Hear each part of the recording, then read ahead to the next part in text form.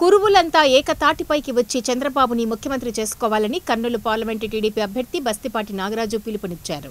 కర్నూలు జిల్లా ఆదోనిలో నిర్వహించిన కురువ ఆత్మీయ సమావేశంలో ఆదోని అసెంబ్లీ కూటమి బీజేపీ అభ్యర్థి పార్థసారథితో కలిసి నాగరాజు పాల్గొన్నారు. ఈ సందర్భంగా ఆయన మాట్లాడుతూ కురువలను రాజకీయంగా గుర్తించి పెద్దపీట వేసింది తెలుగుదేశం పార్టీనే అని అన్నారు.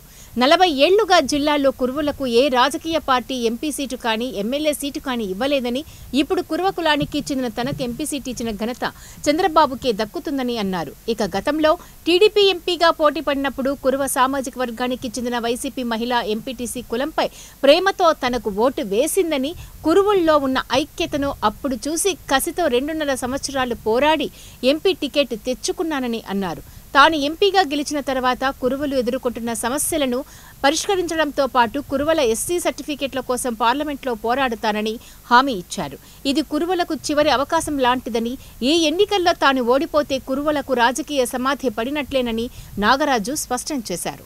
కార్యక్రమంలో ఎమ్మెల్సీ బీటీ నాయుడు, కురువ సంఘం జిల్లా అధ్యక్షులు దేవేంద్రప్ప, టీడీపీ మహిళా నాయకురాలు గుడిసె కృష్ణమ్మ, జనసేన అధికారి ఇన్ఛార్జ్ మల్లప్ప, బీజేపీ నాయకులు, కురువ సంఘం నాయకులు పాల్గొన్నారు.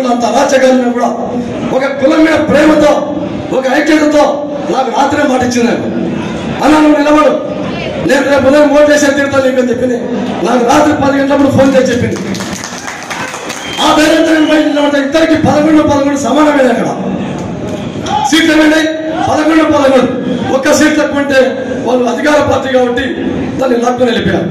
అక్కడి నుంచి నాకు కసి పెరిగింది. మా కురువల్లో ఇంత ఐక్యత ఉంది కదా, వీళ్ళకి ఇదిగా స్థానం, చట్టసభల స్థానం కావాలి ఖచ్చితంగా. 4.5 లక్షల జనాభా కలిగి ఉన్నాం మనం ఈ జిల్లాలో.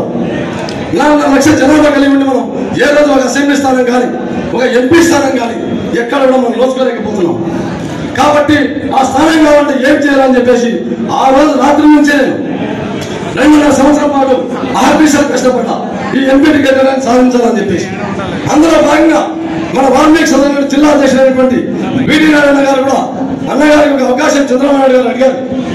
నేను ఈ సభ సాక్షి చెప్తున్నా, బీటీ నారాయణ గారిని మళ్ళీ ఏమైనా పార్లమెంట్